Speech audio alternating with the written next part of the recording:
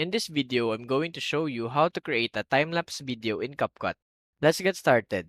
First, open CapCut and create a new project. Import the video clip you want to use for your time-lapse and add it to the track. Let's play back our video before editing it.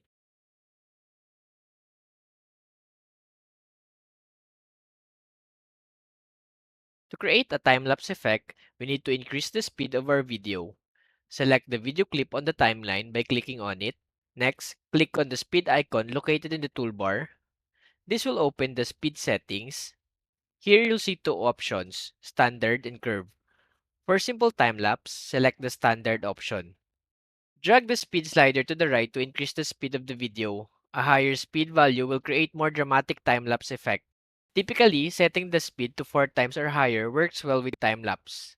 After adjusting the speed, play back your video to see the time-lapse effect in action. Make any additional speed adjustment if necessary.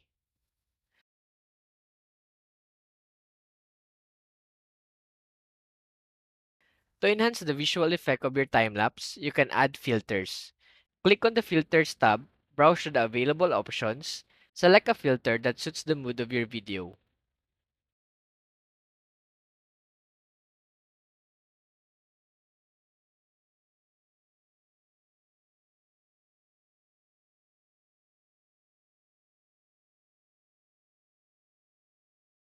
After that, drag the edges of the filter layer to match the video's duration.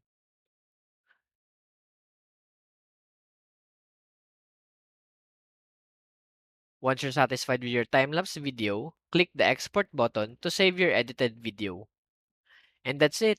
You've successfully created a time-lapse video in CapCut. Thanks for watching and happy editing!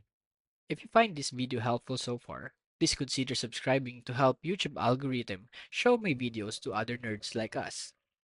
Thanks!